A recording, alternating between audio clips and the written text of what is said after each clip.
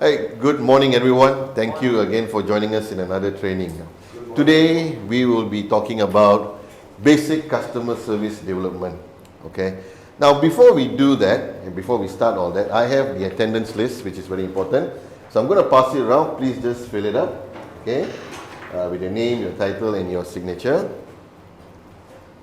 So we wait for that to go around. Meanwhile, there are a lot of snacks. Please help yourself. Okay. So that you don't feel sleepy and don't feel hungry while we're having the session, yeah? I thought snacks make us more sleepy.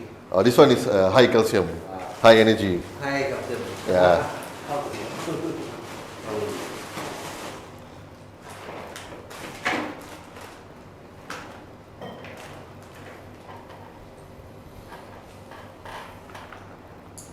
It's a good weather today, yeah? Yeah, it is.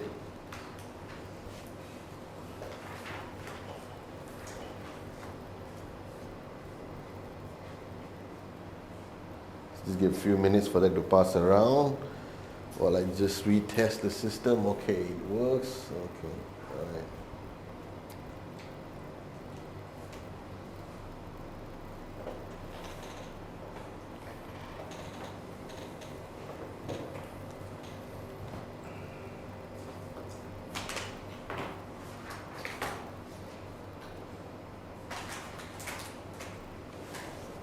Yeah, go ahead, man. Go ahead. Just help yourself, not yourself. Oh, look at Presley, man.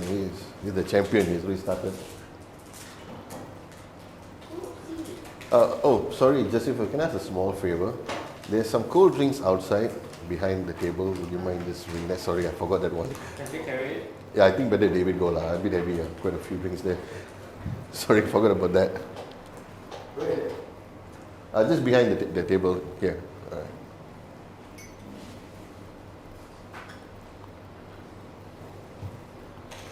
Okay, so thank you very much everyone. We just wait for David to come back with the drinks, so we are a bit refreshed.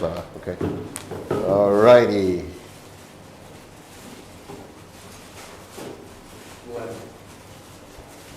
It was chilled in the morning. I hope it's still chill. Okay, alright. Okay. Alright, so while we wait for the distribution of drinks, so today we'll be talking again about basic customer service development. We'll be challenging some ideas in the past and how it's different now and then what it was before. And before we start, I always like to start with an icebreaker. It always gets the group together, you know. So because as trainers, we are always asked to make sure that the group that we conduct feels in a very safe environment and non-judgmental environment, things like that. Okay, so for today's icebreaker, I actually thought of a game that some time back ago, I went for a training and someone said, what is the best sounding sound in the world? What is the best sound in the world? What is the best sound in the world? Or the best thing to hear in the world? Compliments. Sorry? Compliments. Compliments? Oh, that's a good answer, yeah. The best sound. Yeah, the best sound, any sound, anything.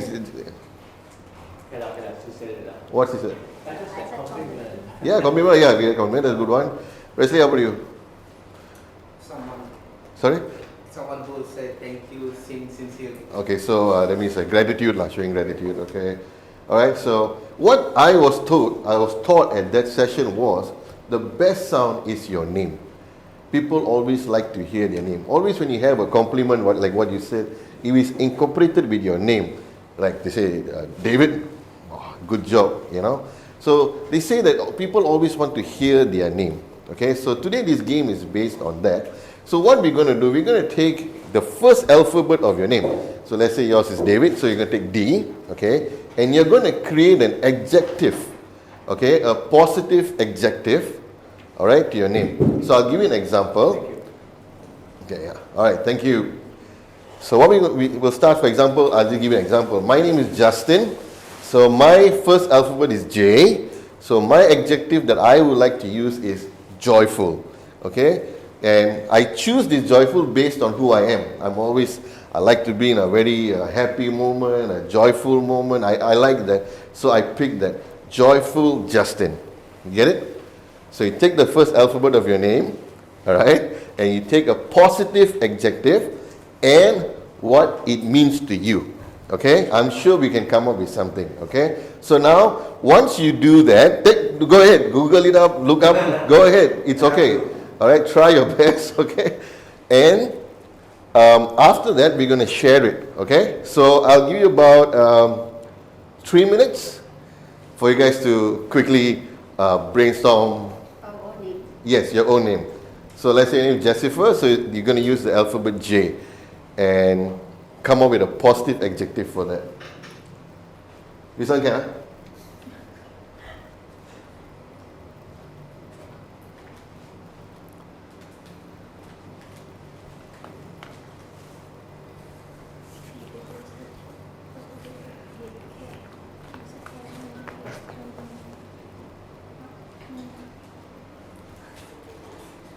Oh yeah, and no, don't worry about the language lah. As long as we can communicate, it's fine. Okay. Presley is very confident. You already have yours, Presley. I think so. Okay, man. All right. Just hang on. Let's give others a chance. Okay. You have yours already? Yeah. The first thing that crossed my mind.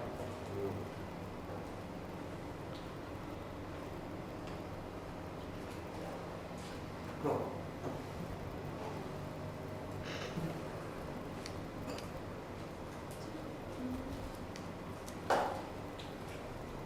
So we're doing okay here. Yeah. Look at this one. Wow. All right, that's good.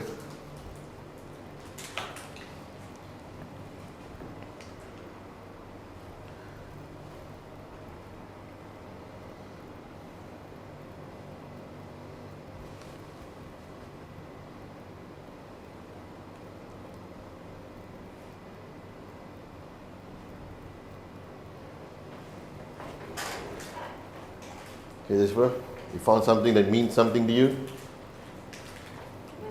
Yes. Okay, great. Let me know if you're done. Okay, done. Jessica, done?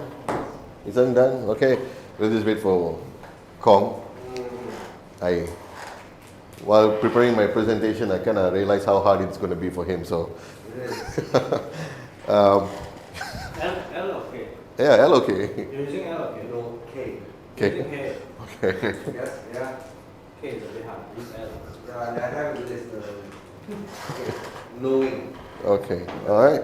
So if everybody's done, okay, so like I said, I started just now with Joyful Justin, and I picked it because I'm a joyful person. I like to be in a happy state. So that's why I picked Joyful. So what's going to happen, we're going to go around the board, and you're going to share, and you're going to tell us why, okay? And after that, there's a little activity, okay? You need to pay attention to what your friend is saying, because each of us, or maybe randomly, we're going to take turns to actually say out what our friends' adjectives were with their name. So let's say now if it's my turn, I have to say Presley, Kong's, David's, Jessica's, and Miss Sung's adjective, okay? So this is just for us to know each other better, and also to understand why each of our friends picked that adjective, okay? So Presley, you want to go ahead? Yeah, okay. P, so I choose playful. Okay. I like to play. Play with. Yeah. God, I choose playful because I like to play with the things. Okay, all right, thank you. Can we give Presley a big, okay. Thank you, Presley. Mr. Kong, how are you? Good. And, sorry? Please tell us what you chose as your positive. Knowing. Knowing, wow. Knowing Kong, yeah. Knowing Kong, okay. And why did you come with Knowing Kong? Because it's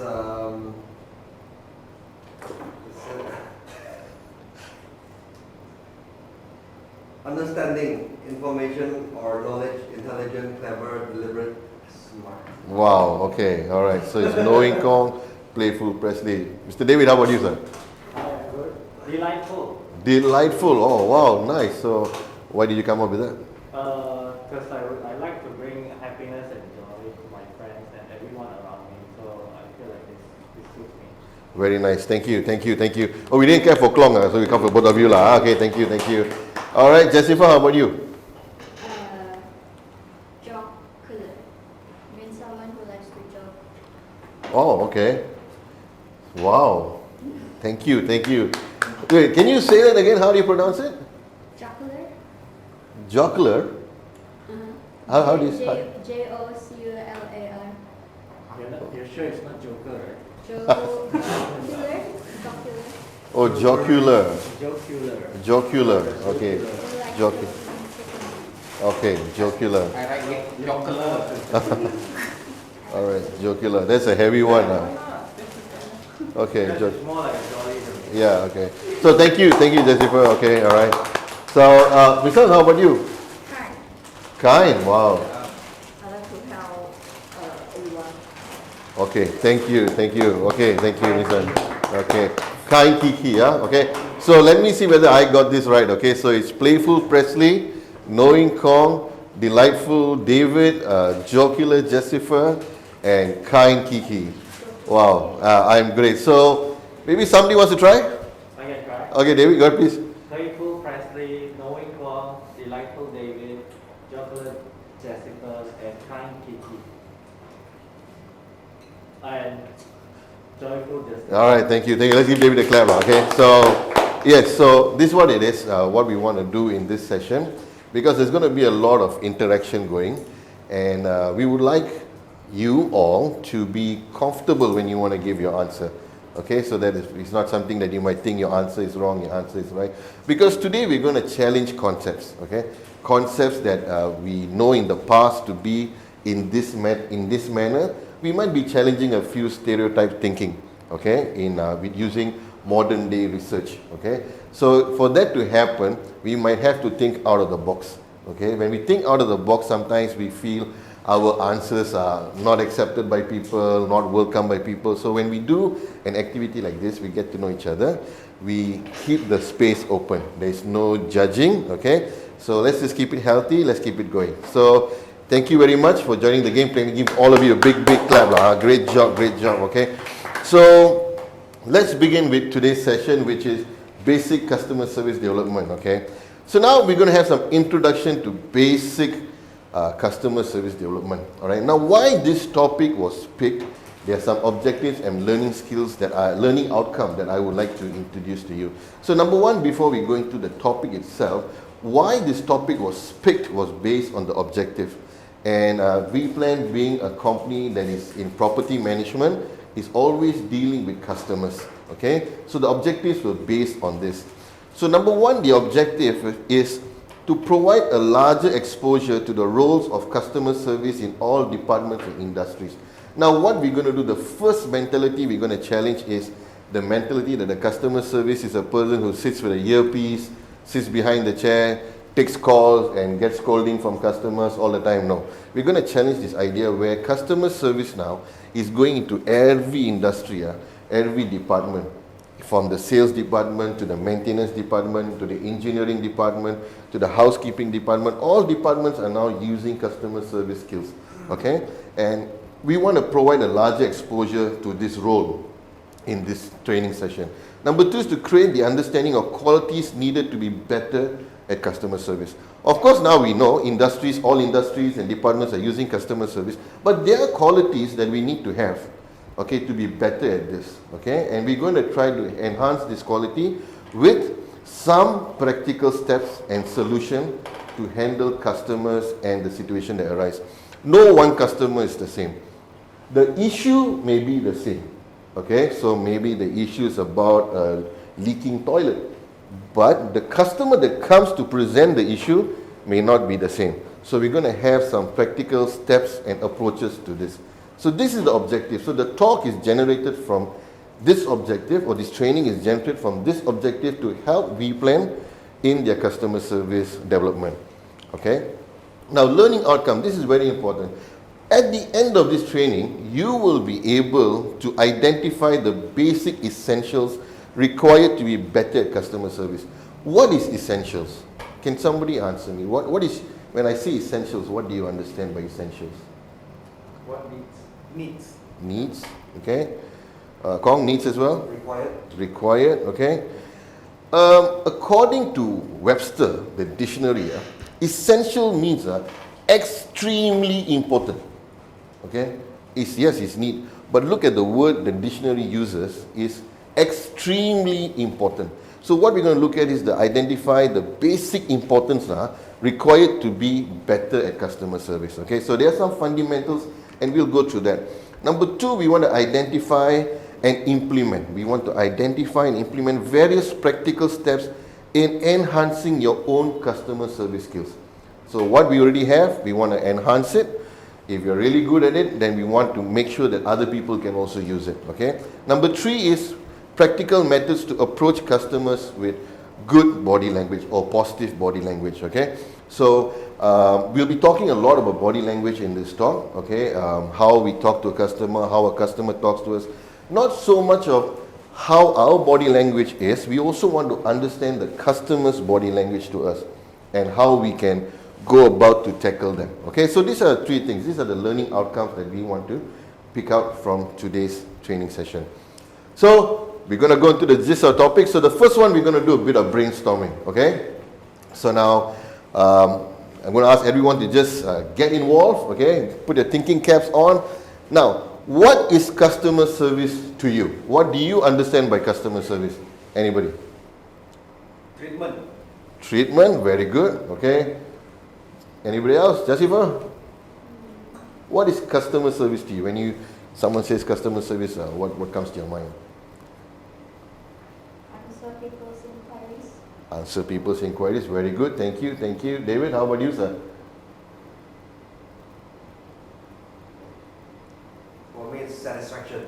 Satisfaction. Okay. Great. Good. Good. Yeah. Okay. It is to you. It's no wrong right answer. This is to you. What is customer service to you?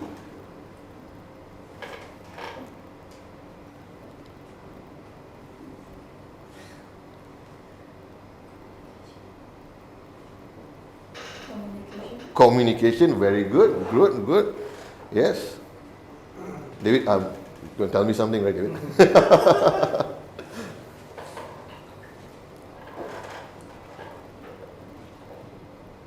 Can I say service? Yes, you can. It is service. It's very good. Thank you, David. Thank you. All right. Now that we've come up with all this, what this one word that you translate to customer service, I got a next question for you. Okay. Why can you share with us, or can you all share, why is it so important to have good customer service? That means in the past, if you have had good customer service or you have given good customer service, why is it so important? Oh, like I'm saying, treatment. Yeah, like you say treatment, like now, so you get a good treatment from this person or a bad treatment, right? But always we want something positive. We want to be treated nicely, right? So why is it important to have this good treatment? To produce a positive energy. Positive energy, yeah, that's good. Yeah. Even though that people mad, you put being positive energy, so hopefully the other person also positive. They'll accept that positiveness. Yeah. Okay, all right, great. Everything can help All positive. right. Anybody else? Why is it good to have good customer service? Good image. Create a good image. Okay, all right. Hong, why do you think it's important to have a good customer service? To retain customers.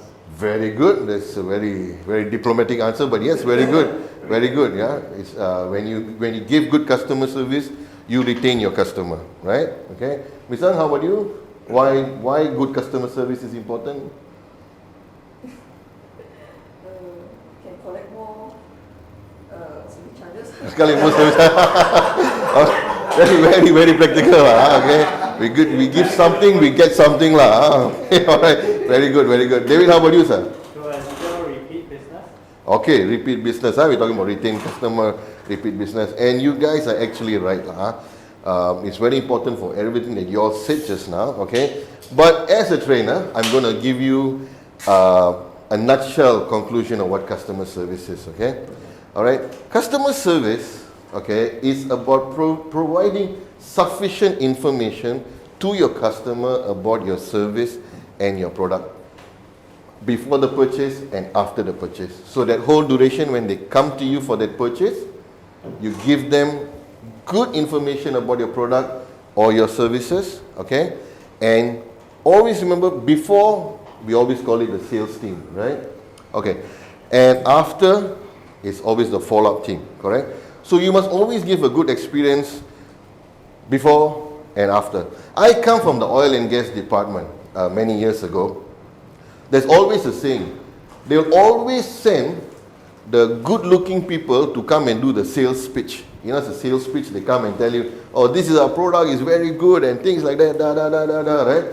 But once it breaks down, they won't pick up your call anymore. You know, so for them was, I just want to sell my product, okay?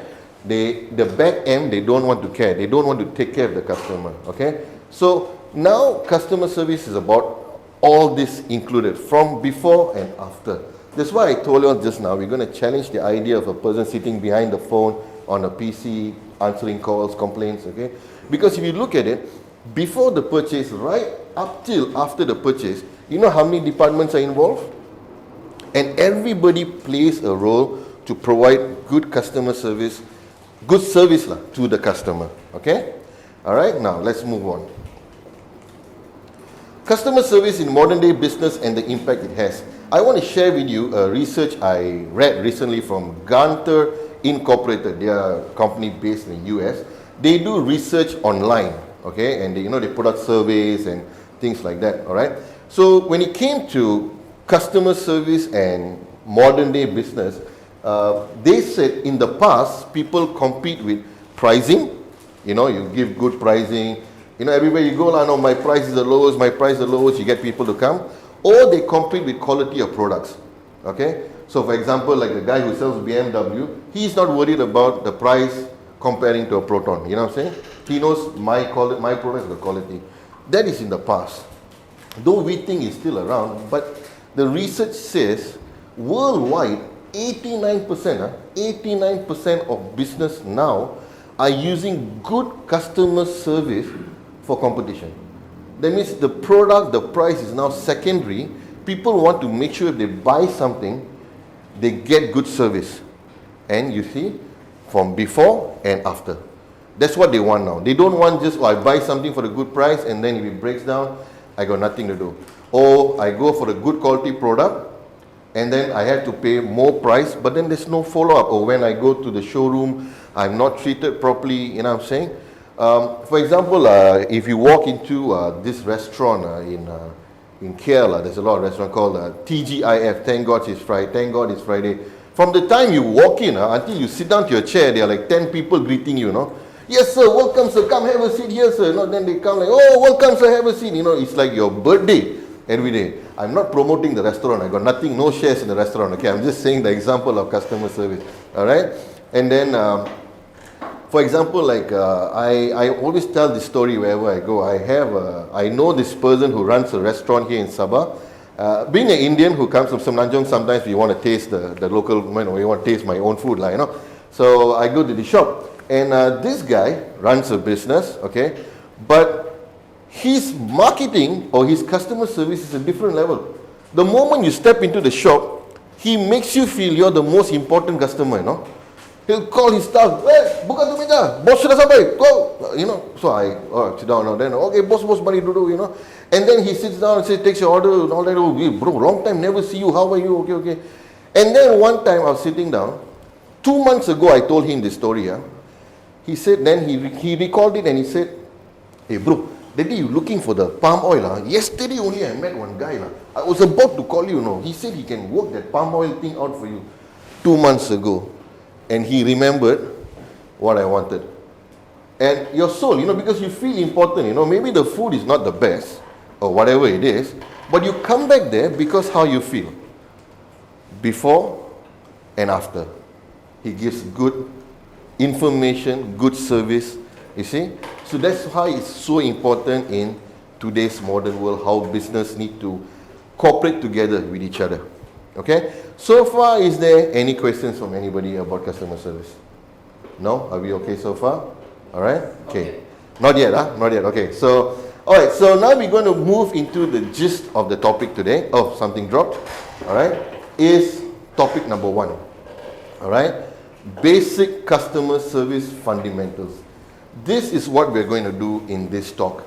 We're going to go into the root understanding, we're going to go and trace the root understanding of what it takes to be a good customer service representative. I'm using a very wide term, okay, I'm using a wide term, but what I'm trying to say, if you're ever involved in engaging with a customer, we're going to look at these fundamentals, okay? So please free to take down notes, or if you need notes later, I can send you the slides, no problem, okay? So the first one that we're going to focus on, there'll be 3 subtopics to this, yeah? There'll be 3 subtopics. We're going to focus on the first one, is realizing your impact, okay? When I say impact, it simply means your impression you leave on other people, all right? So, for example, when you are with someone, how you treated them, how you finish a project with them, how you took care of them when they needed assistance. These are the impressions you leave on people. So maybe some people sit down with Kong, he said he's knowing Kong, they say, oh, when I was with Kong, right, he really helped me with all the knowledge he had, man. He went all out to make sure I could complete my task. Okay? That is the impression Kong has left on the people around him. Presley, playful Presley, he came when the people around him, they felt easy, relaxed, not stressed, you know, they like to just be friendly, you know what I'm saying? That is the impression that you will leave. So now you see why it was so important to pick up your adjective in the beginning. You see, when you said you were kind, you want to help people, all right, that's the impression that you will leave on people. So people know, oh, when I was with Kiki, she was really kind to me. I was going through a lot, she was able to help me. And jocular Jessica, whenever we're there, everybody's just laughing and having a good time. You know, so this is the impression you leave on people. All right? Now, in order to move forward in this training, we're going to focus the impact on communication. All right? This is the impact that you will need to create in yourself, which is called communication, because it's in relation to customer service. So the first one that you can do is cultivate a good listening skill. When your customer is in front of you, talking to you, don't let your mind wander off. All right? Don't let your mind wander off. Be in the moment, be in the present, listen to what your customer is saying to you. Some customers talk very short. My toilet is leaking. Can you please send someone to come and handle it? Very easy, right? Your attention span is for a while, you can pick it up, no issue. All right? Now let's say another customer comes and says to you, you know, the other day I was having some issues with the float in my toilet, and then we tried to fix it, and then it worked for that time, but then I also realized that the pipe was leaking a little bit, but then we thought it wouldn't be so bad. We put a pail, and then we went to sleep that day, and then when we woke up, we realized the floor was flooded, and I'm not sure where it's coming from, but I think it's related to one of this. Halfway through, you're out, you're not even listening to me, right? But it was very important for that customer that they felt it was important to tell you exactly what they went through, and in case they also made a mistake, maybe there's something I did that caused this problem, but I'm not sure. If you paid attention carefully to that person, then you'll know how to respond to that person. Either they're trying to blame you, seek your assistance, or they just want to tell you something. Okay? So that's why it's very important to cultivate a good listening skill. Alright? Number 2 is learn good body language. Like I said, we're going to talk a lot about body language. Okay? So let me just ask you a question. Let me just say, if I came for this training, and my hands in the pocket like this, and my eyes were looking at the door, and I'll be like, today we're going to talk about basic customer service development. We're going to do some icebreakers, so you please, you just write, you find an adjective. Man, you're cut off from me, right? Because my body language doesn't want to engage with you, right? So always, as a representative, when you're dealing with your customer, have an approachable body language, all right? When they're talking, welcome them, smile, let your eyes lit up. We'll talk about this later in the body language understanding a bit later on. But what I'm just trying to say, you need to have all this with the customer. When the customer comes, some customers are very bold. They just come up to you, They're not worried about your body language. They just tell you what they got to tell you. They know they are the customer, they are in charge. Okay, but some customers are a bit reserved, a bit timid. So it's always important that you also look out for customers like that as well. If you know there's more things they want to tell, try to guide them to bring it out. Okay, so that's very important. Learn good body language, which will be also, I'll be imparting some practical knowledge later on how to develop this. Number 3, check your message before you send. Now, I've been guilty of this before, all right? Maybe some of us think it's not a big deal, but let me tell you what happened to me one time. In my previous job, all right, there's a big WhatsApp group, and one of the person in that WhatsApp group is the boss of my client, my big boss, the client, the director of the company, all right? And suddenly he wrote a message and he asked for clarification for something. But this thing was done a few days ago and I've already reported it, okay? So since he addressed it to me, I had to make sure I reply lah. So I swiped the message and I typed lah, dear sir, this thing was done so and so on this date. Here, just refer to the photo upstairs, the message and the photos above. And I just wanted to put a finger, you know, they have the icon, the finger like this, right? To point up, right? So my intention was to just show him that lah, you know. But unfortunately, another finger popped up. No joke, another finger popped up, okay? And I sent it, okay? Because I was doing work, I was rushing, so I put it in my pocket. And when I had time, it's not funny, you know, really.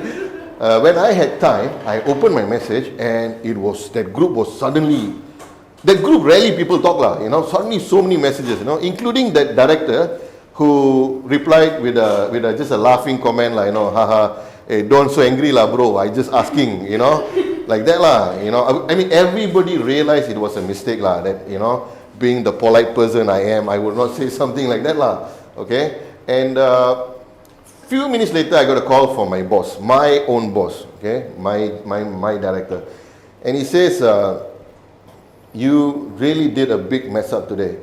I don't care if people are laughing or taking it lightly, but if I was your client, he said, if I was your client, number one, I will think that this guy doesn't take time to do his work.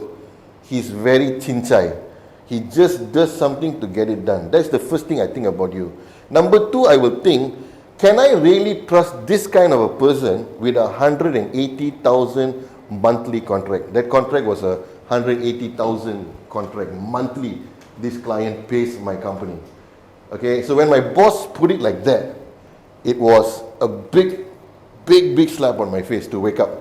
Okay, so if you all know me, I'm always the guy that always, I double check it, but I always get somebody to always verify it for me. Okay, so it's always important. It maintains the integrity of you. It maintains the integrity and professionalism of your company. Always remember, check your messages. If you think it's okay, if it's a very big thing to do, get it checked by somebody else. It doesn't hurt, you know. Your ego doesn't drop. You know when your ego drops, when you make a mistake and then you cannot sound for that, then your ego drops. So don't do that. Maintain your professionalism. When people look at you at this level, keep it up and find ways to do it. So check your message before you send. That's number 3. Number 4, try to be as brief as you can, yet specific. Okay, I'll give you an example of this lah. Okay, because you know not everybody can understand our technical jargons in most industries lah. Okay, for example, if you have gone on board an aeroplane, okay, you know once you get to the cruising altitude, the pilot will come on board. He'll say ding dong, and he said, good evening or good afternoon, ladies and gentlemen. This is your captain speaking from the flight deck. My name is so and so, and I'm flying with so and so. Today you're on board, he'll say the flight number lah, MH1771, en route to KLIA, Kuala Lumpur. We are estimated to arrive at this time. The weather for now looks great, it looks sunny, but we will have some mild rain on the way. We'll be flying at 30,000 feet and we are cruising at 800 kilometers an hour. Sit back, enjoy the flight. If you need any assistance, please feel free to call any of our cabin crew. Simple, right? Okay. He has made it so easy for you. Now, what actually happens is, there's a lot of things he's doing to make sure that he can give you the announcement. So let's say what he actually has to say or needs to say It'll be number 1. Ting tong. Good morning, ladies and gentlemen. It's now 13:00 UTC. UTC is Universal Time, all right, which makes no sense to us. Okay, it's 13:00 UTC. We are now climbing out of the Kota Kinabalu airspace and now going to Singapore airspace, and then we're going to get into the Malaysian airspace again. And then because we are having a plane that is having an asymmetry force problem, so the left engine is going at 60%, the right engine is going at 70%, so that we can have the plane going straight. And now we have inputted the barometric pressure of the sky right now, which is 721 psi, to get the rail altitude of 30,000 feet. And now we are going to go into a time where we're going to face some moderate clouds. What is moderate clouds? Moderate clouds simply means there's 3 to 4 clouds in the region. You see what I'm trying to say? If we spoke all those technical jargons, it will make no sense to you. Okay? So, always remember, try to be as brief as you can, but be specific. Your customers like this, okay? Number 5, keep notes of all engagement with your customer for future reference. This is very important, especially in our industry, to keep notes of what's going on. I remember one of these trainers telling a story. He lives in KL. There are 2 clinics there. Okay? One clinic is full of people, one clinic got nobody. Okay? So he goes to the clinic that has got a lot of people. He go there, and then he realized one thing. Before he goes to see the doctor will pull up the medical research, right, to see what is your problem, all that, right? So when the patient goes inside, when you open the door, the doctor will say, "Hey, Jeremy, come, have a seat. Hey, last time I see your record, you got the ankle pain. How's your ankle pain now? Okay already? The medicine I give you, okay? Remember what we talked about, remembering your customer, making them feel important? That's the doctor did what, he actually can't remember, He can't remember. What he did was he took time to look at his record. And then he could refer back. Hey, last time you had this problem, how? Okay already. And it's very important in our industry that we do that as well. Okay? So, number 6, which is the last point for realizing your impact, is think before you speak. Never get emotional. This goes without saying. Some customers can really drive you up the wall. You know what I'm saying? They can just say things and as if treat you got no feelings. And then you feel like responding like that back to them. Okay? Let me just tell you a little secret. Whenever you feel in a way to respond with emotions, don't. Go back to your company policy. Go back to your SOPs, your procedures that your company has, and go back to the issue. What is the issue and what does the policy say about it? And then you answer the customer based on that. If it is a company policy, it is a company policy. No matter how much they shout or how much they vent their anger, they can't do anything, right? Because it's the company policy, all right? So that is number 1, realizing your impact. Number 1, cultivate good listening skills. Learn good body language. Check your message before you send them. Try to be brief as you can, but specific. Keep notes of all engagement of your customer for future reference. And number 6, think before you speak, all right? So that is number 1, realizing your impact. So like I said, the impression or the impact we want to get across here is communication. So these 6 steps are to help you to have that impact of communication. All right? So I'll just give a few minutes for you to just take down what you need to take down. All right? All right, wonderful. Number 2, learn new things constantly. Okay? So increasing your exposure to education or learning new things increases your cognitive skills. All right? So these are the skills, all right, that help you with your attention, with your language, with your perception, your decision making, your problem solving, things like that, okay? When you learn something new, your mind is expanding, When you learn something new, how you look at things, it's always helping you become better, okay? There's no way that someone has spent time learning something, they have not become better, all right? So, now, why should you learn new things constantly, okay? Number 1 is, it keeps you healthy. I mean, not as healthy as Superman lah, okay, but it keeps you healthy. Why it keeps you healthy? You see, when you're learning, we have these neurons in our mind. So we have got 3 levels or 3 ways the neurons work. The first neuron is, it helps, the first neuron controls your muscles, right? The second neuron controls your senses, or all your senses, you know, your taste buds and, you know, your heat and all that, okay?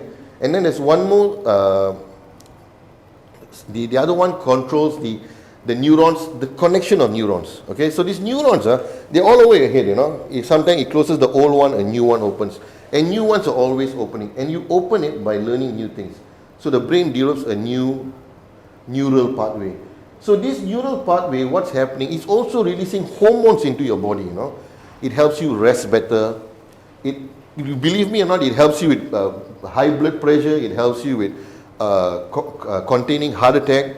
So these are things that the neural pathway can do just by increasing, all right? So it keeps you healthy, you know? So sometimes when you exercise, right, you feel healthy. Your body feels healthy, right? Because the same hormones are being discharged from your neurons. Same thing happens when you train your mind. You know, people say when you are physically tired, you're tired, you know? But when you're mentally tired, I mean, you guys have been through that also. When you're mentally tired, your body automatically gets tired as well. It's the same way. When you feed good information, new knowledge, it goes to your body as well. All right? So number 1, it keeps you healthy. Number 2, it opens doors. So for me, what I mean by this is it gives you opportunity when you learn something new. So for an example, in my free time, I'm trying to pick up Mandarin now. Okay, I'm trying to speak Mandarin. It's not my first language, third language. In fact, it's not even in my language. You know, so for me, it's basically Bahasa Malaysia, English, and Tamil. That's basically my language I grew up with. So I challenged myself to speak Mandarin because I believe personally that Mandarin is going to be the business language very soon. All right. So in the long run, I will have new friends that I now can converse with. You know, I can speak Mandarin. I have new friends. Number 2, I'll have more opportunities to do trainings in Mandarin. So I have a different crowd now. So from now, my income was from this one crowd, Malay or Bahasa Malaysia or English. Now I have another venue where I can make my earnings from, which is another group. You see, just because I spend some time learning the language, I'm able to open doors for myself. All right. Now, number 3, it increases your adaptability. Now, what I mean by this, I'll just give you a short example on increasing your adaptability. Let's say now your organization has a new CEO. Okay, a new person joins your team, and he is giving you new tasks from the already overload work you have. You have so many other things to do now.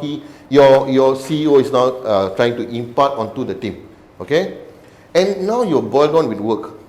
Now, let's say I change the scenario. Let's say you have taken some effort to spend time online or whatever to learn time management. How to manage your time. Maybe you go on a HRD e-latte and you learn time management, and then you realize you're able to split your task. All right? What is the priority? What needs to be done? All right? And then you realize you put some time for your already very clogged up work, and you put some time for what the CEO wants to implement. All right? So now, and then you realize after you do all that, you're a bit stuck. Cannot move already. Checkmate already. You can go and see your CEO, and you tell your CEO, CEO, I've done this. I'm stuck here. All right? I'm not sure how to handle my time now. And you can get 3 responses. These possible 3 responses from your CEO. Number 1 is, they're going to say, please get out. I got no time for you, for your time management. You find a way to do it yourself. That is the first response you get. The second response you might get, they might look at your schedule, and they may say, why not you move this item to this priority list, and this item to this priority list, and let's see whether this works. That means your CEO works with you and tries to handle this problem together. All right. Number 3, the response you might get from your CEO, we look at it and say, this is really good. Just do it. Take your time. Just slowly adjust it as you go, but make sure you do it. Now, either way, you have found favor with your CEO because you took a bit of effort to learn time management. So that's why when we say learn new things constantly, these are the three things. Number one, it keeps you healthy. Number two, it opens doors and it increases your adaptability. You get to do more things, all right? So that is number two, yeah? So constantly learn something new, all right? That assists a person in terms of communication, because when you learn more things, you see the world from a different perspective. So you just don't take what your customer is going through at a literal face value, but you're able to think out of the box what else you can do to help your customer and enhance that experience with them. Okay? And now, finally, the third one is change what you can control. All right? This is, I think, the most important thing that a lot of people don't do. They don't know what is in their control. All right? I have heard an old saying before. You cannot control the storm. You cannot control the storm, but you can control yourself. The storm will eventually pass. What this saying is trying to say, no matter what happens around you, you have no control. What you can control is yourself. And I'm going to give you a few things in your life that you can control. Yeah. Number one is your thoughts. What you allow into your mind, which is very important these days. People just feed negative things. They feed, how do I say it, things to bring them down. They talk bad about people, and all these thoughts are really bad. What is very important is to keep it positive, keep it joyful, keep it encouraging. You need to train your mind to keep it in that way. When something bad happens, you're able to find, they say the silver lining in the cloud. Okay? So that's number one, control your thoughts.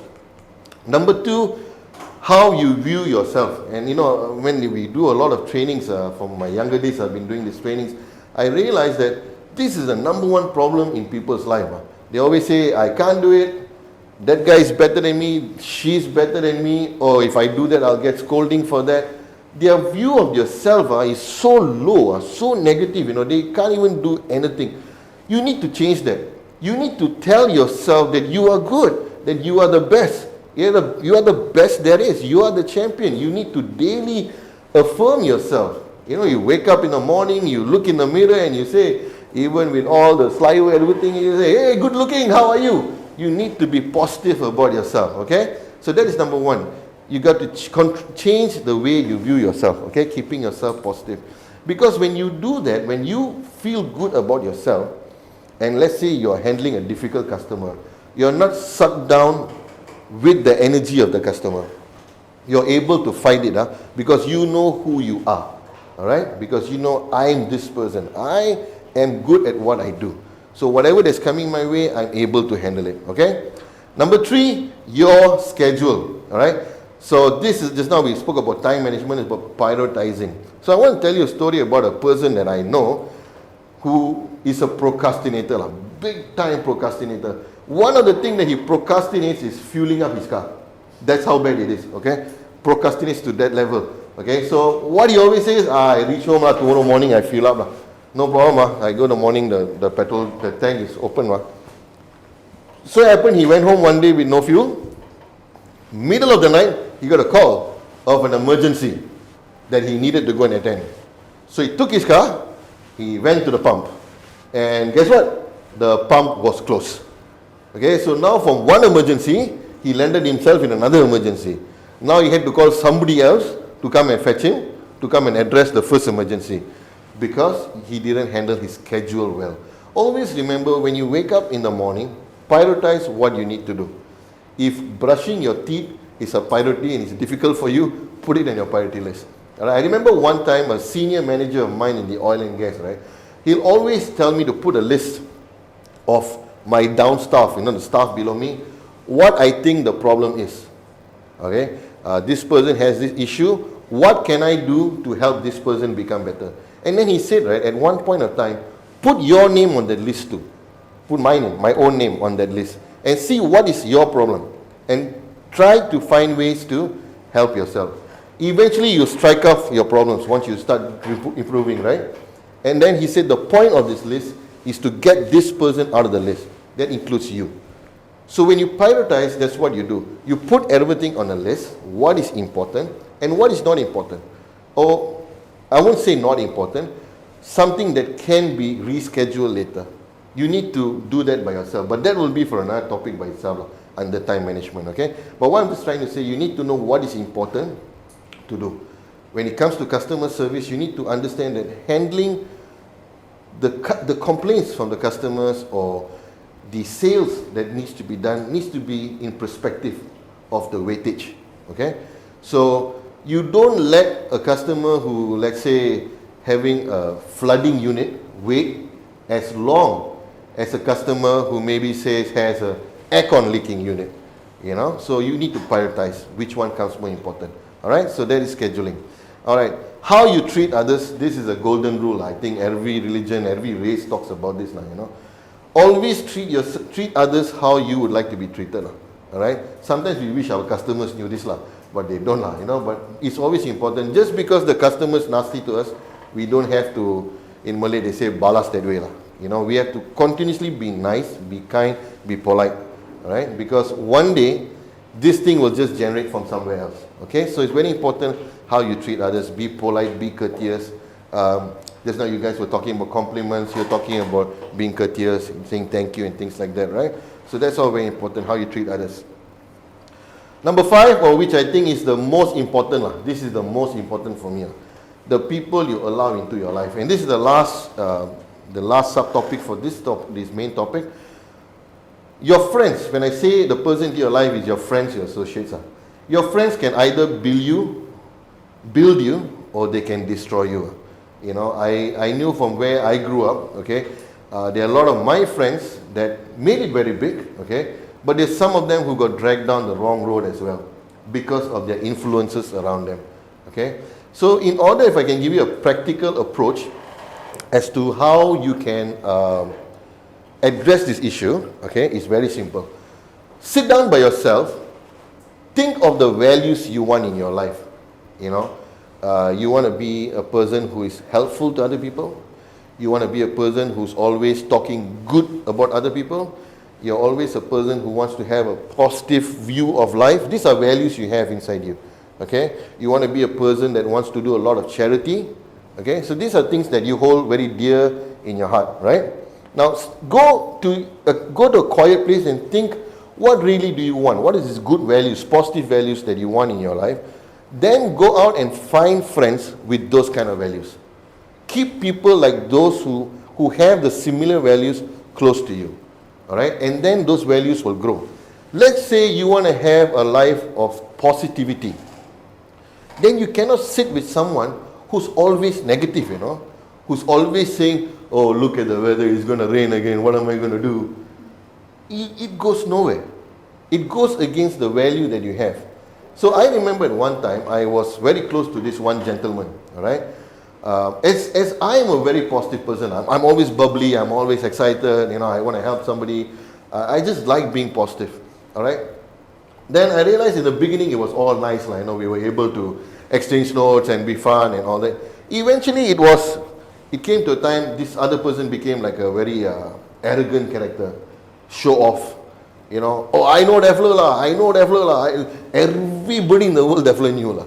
You know, like it was like nobody in the world he didn't know. You tell him one name, oh, I know Defler, you know. And it got to a point, he said, oh, I already told that guy how to do lah. He never follow what I do. I mean, but the thing is what, he's not walking the talk. You know what I'm saying? He just says it, maybe under the influence of alcohol or whatever, I'm not sure. But he doesn't get it done. Eventually, I had to make a decision. I had to cut. You know, every time they call, now I'm busy, I'm at work, sorry, I'm at home, my children need me. I just refuse. 3 years, I just cut. Because end of the day, I sat back and thought that I can't carry this negativity, you know, because when you sit with someone, right, you take a piece of that person with you, you know. So always be very careful, all right. So that's number 5, the people you allow into your life. So we have closed the first topic, The first one is basic customer service fundamentals. We have covered that, our first topic. Now to drive the message across, we've got a small group activity, okay. So now what's going to happen, okay, so let me take out my coat because this is not. Let me see, I've got my microphone here, sorry. All right. Okay, so for this group activity, all right, so I name it the whisper says. Some people call it the Chinese whisper or wind blow wind or whatever they call it. Okay, so I call it with a different name. That's all. Okay, no, it's okay. We can leave it here. So what's going to happen? A bit of rules and regulation to this game. Okay, or to this activity. All right. I am going to give you a phrase. Okay, a phrase. All right. And I'm going to pick, so I got how many phrases? I got 5 phrases, so it's 5 of you. So each of you, one by one, will come to me and I will whisper this phrase to you. Alright? And your job is, so let's say if I whisper to you, Miss Ng, you are going to sit down and you're going to whisper into Jessica's ears. Alright? And then Jessica is going to whisper into David's ears. David is going to whisper to Kong's ear, and Kong is going to whisper to Presley's ear. And the last person in the group is going to say the message out loud. Clear? Alright, so maybe we can on the lights for this one. Okay, because there's no slides for this. Okay? Alright, so are we good? Okay, are we good? So we do a test run. Presley, you first come. Okay. Alright. I like KFC. Okay, ready? Okay, Presley, you sit down, or you can just go to Kong, whatever it is. Okay. Whisper.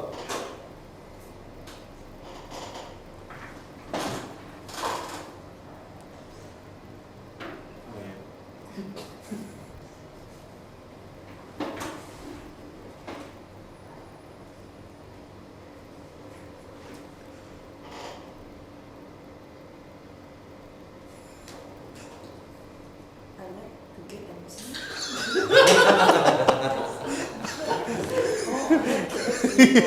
Okay. All right. Okay. So the line was I like KFC. MC. Okay. So that was just a test run. Okay. So the phrases are gonna get harder because you guys are managerial level lah. Okay. So okay. So you get where this game is gonna go, right? Okay. And we're gonna have a discussion about this later. Okay. So. Presley, you're up next again lah. You're the easiest lah, come. Yeah. How did the frog jump across the boat? Did you use this leg? Can you hear me? Can I try walk? Okay lah. So new house rule lah. I'm only required to say this once. Okay. Okay. I'm only required to say only once, right? Okay. So I'm going to repeat one time. No, so tidak dengar saya. Okay. So you all don't look at me lah. You're listening to me. Yeah. How did the frog jump across the boat? Did you use this leg? Wait, so I just trying to describe. Yeah.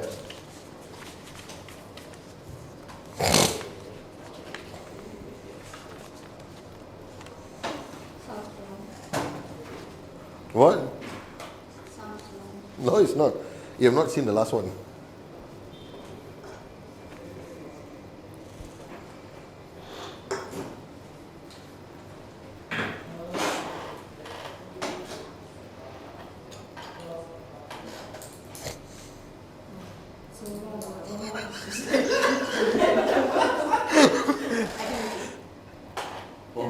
Okay lah.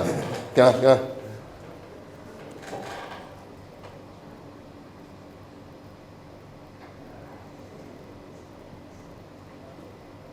the frog jump to the lake, then don't know what. Okay, Jessica, what did you hear? How does a frog jump into the lake by using his legs? Okay. What did you hear, Kong? That's what I heard. Exactly. What did you hear? I said, how does the frog jump into the lake without his legs? Without the legs, without his legs. I'm not using his legs. Okay, the line that was released to Presley was, how did the frog jump across the boat? It used his leg. Okay, all right. So, okay. You missed out. One more. We got 4 more. Don't worry. Okay, all right. So, who volunteer lah next to go first? Kiki, No. I go lah. Terus. So bad lah you. Okay. Terus. Okay, so come here a bit. They can hear us. Lagi luar. I used to like the fried dried chili ikan goreng masak lemak at Pak Din's warung. I repeat one more time. I used to like the fried dried chili ikan goreng masak lemak at Pak Din's warung. So long. Okay, so now you can either go Jessifer to Kiki or Presley, Kiki, Presley, Kong, Presley. Can we do? I'm required to only say it once. Okay. Yeah. But you require one more time, is it? Yeah. Okay, alright. So this one confirm you, you confirm get it correct lah. Okay. I hope so. Okay. I thought you were gonna stop, but I really continue on. Okay.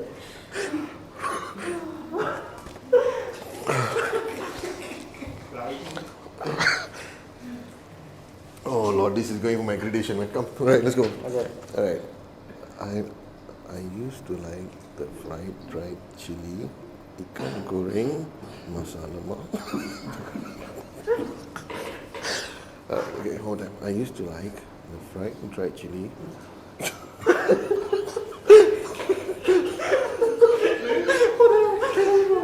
Okay, alright. Luckily can cut. No, we can't. But it's okay. It's supposed to show the real training. Okay, last one, okay? I used to like the fried dried chili ikan goreng, masak lemak at Pak Din's warung. It's 5 times I told you already, bro. Okay. Your turn.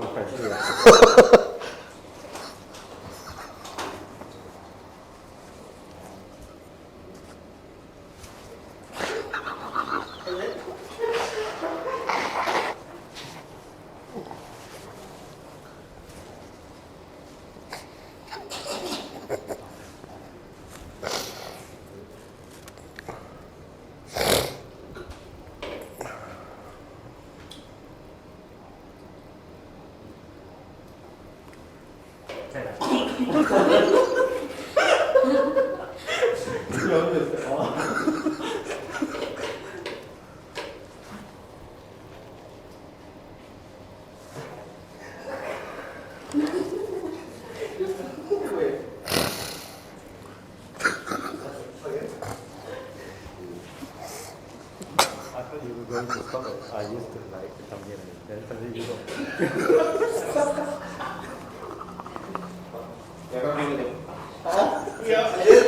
That's it. That's not I.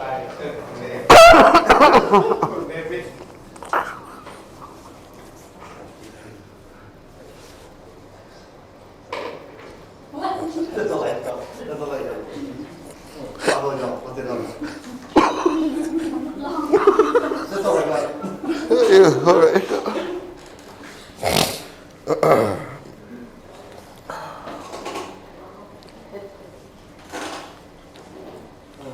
Okay. I love ikan bakar from warung. Yeah. Yeah. Okay, so David, can you tell us what you got from me? What did you hear? I used to like the fried fish, ikan, masak lemak from Pak Din's warung. Okay, alright. So what did you hear? I like Ikan bakar. I like the fried fish at the restaurant ikan bakar. That's not what you told me. That's not what you told me. I told you what? You told me I like ikan bakar. No, I like fried fish. I told you fried fish. Fried fish. I heard ikan bakar. Yeah, at restaurant ikan bakar. At warung. You said warung. Warung ikan bakar. That's it. Okay, what did you hear? I like ikan bakar at Ronnie. Yeah. Yeah. How did you make it so short, lah, Presley? Okay, anyway, so, okay, as much as the game was fun, there's actually a point to the game, okay? So, number one, why do you think the mistakes happen in the first place? Why do you think these mistakes happen in the first place? This communication, I mean, it was transferred from one person to the other person. Right? So why did that breakdown happen? The information was short while we convey to another. Yes. Okay, so the transfer of information kept getting distorted along the way from the original source. Okay?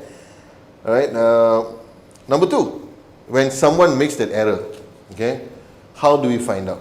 So like now, of course, I'm here and I've got the actual message, but then you see when he went distorted, it's just now we said, he said, I said this, but you said, no, you said that just now, and then he's like, oh yeah, I said that just now. Okay? Then the blaming game happens between the team. Alright? Because you remember something differently. Okay? Number 3, was there a problem with the instruction of the game? Yeah. I said, what? Too long. No, that's not instruction. That's the game. The instruction.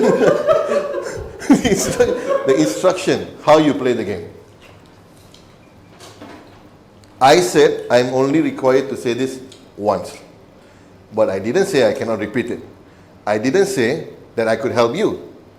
Okay? So if at that point of time, if Presley, if you turn to me and said, I don't understand what he said, can you please tell me? Then I'm obliged to say, because my instructions were not clear. I just manipulated the English language and told you, I'm required to say this only once.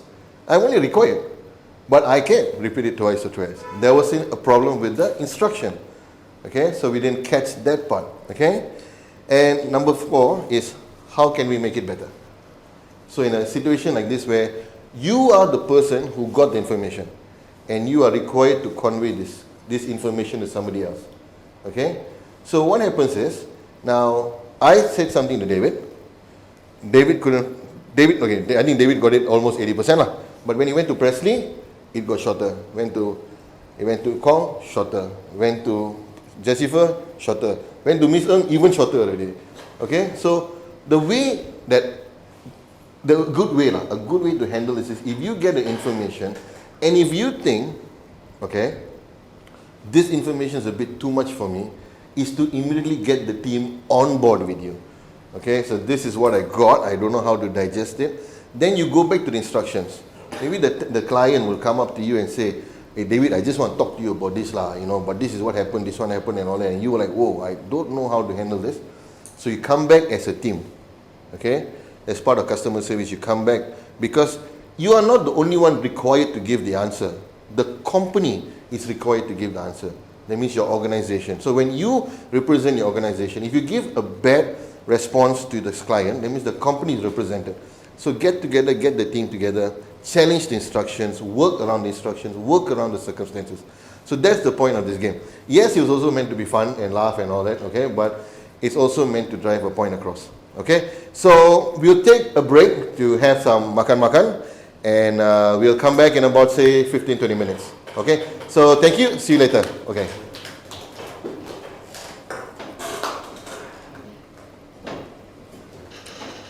Oh, Presley, that was quite... Okay, welcome back, guys. How was lunch? Okay. Good, all right. Good. Okay, so always they say after lunch is the graveyard period lah. So I'll try my best to keep you all in the moment lah. Okay. So now before we go, we're going to do something called an energizer, just to burn get the muscles loose. Okay. So I call this the Superman game. Right. It's a very easy game. My father taught it to me when I was a small kid, and then I'm obliged to teach it to my children, and then now I'm going to use it with you. Okay. So it's very, very easy. We'll need to stand, but not yet. Okay. There are 3 characters in this game. Okay. There's Superman, there's Batman, and there's Spider-Man. Okay. So when I say Superman, you're gonna put your hands up like this. It doesn't matter which hand. Okay. It's just, this is the action for Superman. All right. When I say Batman, it's like this. One hand or two fingers. It's fine. Okay. So this is Batman. All right. And number 3 is Spider-Man. All right. These are the only 3 characters in this game. All right. And you are going to do what I say and not what I do. Okay? You're going to do what I say. Okay? If I say Spider-Man, you do Spider-Man. I say Superman, you do Superman. I say Batman. It's very easy, right? Okay? We'll just increase the intensity of the game as we go. Okay? Alright, so can we try the first trial run? Okay, let's try. Okay? Yeah, stand up. Okay, let's stand. Okay? So, let's try. Okay? Ready? Are you? Can I? Presley is very excited already. Okay, ready, huh? Okay, Batman. Okay, right. So now I know everybody's not looking at me, so you got to look at me. Okay. You got to look at me. Okay. So ready, huh? We try again. Right, ready? So do what I say, huh? What I say. Okay. So But don't follow you lah. that's the point lah. Okay lah. But see lah. Okay. So look at me. Okay. Ready? Just you. Ready? Superman. Apa? Superman. Okay. All right. Batman. Spider-Man. Ultraman. There is no Ultraman. Okay. There is no Ultraman.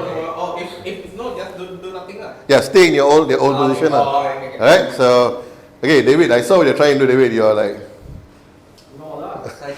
no, it's not Daiji, he's taking his time. Okay. And then the Spider-Man. Okay. Alright. Okay, let's try. Okay, now we're gonna go fast. Huh? You get the game, right? Okay, Batman. Superman. Spider-Man. Batman. Wow. Okay. Alright, yeah, that's okay, ready, Okay, Mister, serious, Okay, Batman. Mister, you must look at me. Okay, Batman. Okay, Spider-Man. Faster a bit, Batman. Spider-Man. Batman. Spider-Man. Superman. Spider-Man. Batman. Okay, so have a seat lah. Thank you. Just relax on it lah. Just relax on it, this thing, okay? So there is a point to this game. Okay, it's not just there's a point to this game. All right. So it becomes very difficult when we look at something, right, and then we give the wrong information. Even though it's in front of you, you hear it, but our decision making goes in a different angle. So always, now what I'm going to do is, I'm going to get our facilitator at the back there to monitor this for you. Okay. Now you're going to sit down and do this game. Okay. Now with your eyes closed. Okay. Close your eyes. Okay. You're going to do what I say. Okay. And not what I do. Okay. Ready? It's okay. It's okay. No problem. Okay. Close your eyes. You don't look at me. You just close your eyes. Okay. Batman. Okay. Superman. Batman. Superman. Batman. Come. One more time, maybe a bit too fast for Kong. Okay. Spider-Man. Batman. Spider-Man. Batman. Superman. Batman. Okay. Thank you. Okay. Open your eyes. Okay. Thank you. So, Mr. Facilitator, 100%. Okay. So, when your eyes are not on the, when your eyes are not looking at the problem, and you're just listening to it, you're able to address the issue much better. So that's the point of today's Energizer. Okay. When we come to a point where we need to differentiate what we see and what we hear. Okay. Sometimes what we see is not what it actually is. Okay. In modern days time, there's so many things like that. And to drive this point even more, we're going to go to a third topic today, which is called basic body language understanding. Okay. So this is something everybody knows lah. Okay. So, but before we start, I want to ask you something. What do you all see in this photo? They are not talking, they are not saying anything, right? Okay. But something is going on there. Something is being conveyed there through just the photo, through their body language. Mr. Presley, what do you see there? I see happiness. Happiness, okay. What else? Me? Yeah. Oh, I see happiness. I see keselesaan. Because comfortable, comfort. Yeah. Okay, comfort, alright, okay. Anybody else? Jessica, what do you see? When you look at this photo, what do you see there? Nice weather. Nice weather, okay. We're focusing on the people. What else do you guys see? Happy. Happy, okay, alright. Loving, Loving, you see love. Sorry? warmness, Warmness, okay, alright. What else do you guys see? Can I say, I see trust? Do you see that? Okay. I see eagerness. The child and the father are waiting, they're eager to see each other, you know. I see excitement. Okay. So, these are few things you just see from this photo. But what just happened there? The child maybe came back from school, she's got a school bag. And the father maybe came back for lunch. The father just wants to greet the daughter. But there's so much expressed just in that photo by looking at their body. Right? You agree? Now that is the power of body language, okay? Now, body language is a form of communication, but it's non-verbal, all right? Non-verbal. There's some people who go around saying 93% of what you communicate comes from your body language. I mean, that's a bit debatable, you know, not everything is body language. I mean, you just can't walk into a foreign country if you don't speak the language and just do body language and they'll understand what you're saying, right? It doesn't work. I mean, I've been to Indonesia at that time, you know. Though I could speak Malay, but, you know, the Bahasa Indonesia is much different. You know, what they call airport, they call bandara, is it? I think something like that, you know. So everything is different. I mean, even if I did this, I want to go here, I still needed to know something. But body language helps you in communicating what you're verbally saying. Okay? In certain cases, it stands alone. Just doing the verbal, the body language alone shows what it stands for. But most of the time, it aids what you're trying to say. All right? And it shows something that, how to say, when you speak, you plan it, right? You plan it. It comes out of your brain and all that, right? But body language is something that is done intuitionally. It's like how your body feels, you know? You can't hide. You know, those days they say your eyes is the window to your soul, the window to your soul or something like that, they say, you know? And then, you know, you watch olden days FBI movies, right? They will say, if your eyes look to the right and look up, that means that person is lying, you know, and if it looks down to the left, they're telling the truth, something like that, you know. So the body actually speaks, all right, and sometimes unknowingly what you're trying to say, okay. So sometimes for someone who's nervous, they're just quiet down like this or whatever that, you know. So why we are learning this body language today is for you to capture, number one, how you can use some basic understandings when you're talking to your customer, all right, and also you can gauge when your customer is talking to you, what are they trying to say, all right. So we speak in three forms. Number one is we speak through our facial features, all right. Our facial features is your eyebrows, your eyes, and your mouth, all right. So can you give me a big smile? Can you all give me a big smile? Can you give me a big smile?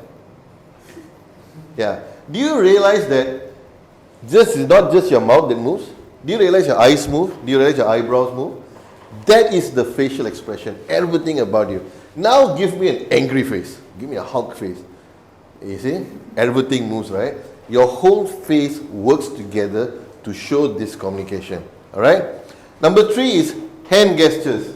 As you see, I'm trying here, right? A lot of hand gestures and how you talk, how you bring up things. We're going to go through this as well. There are some gestures that can help you as well. Okay?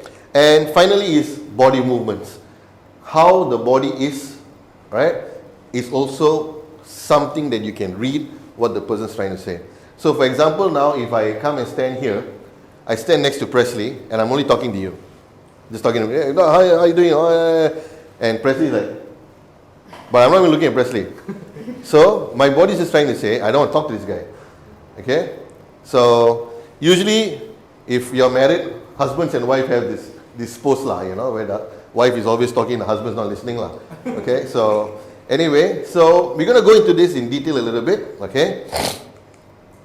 Number one is your facial gesture, like I said just now, your eyebrows, your eyes, and your mouth. And we're going to look at some scientific studied figures or features to help you. Okay? So these are what science calls as the six basic expression. I'm not sure how they came to this, but okay, but this is the six, right?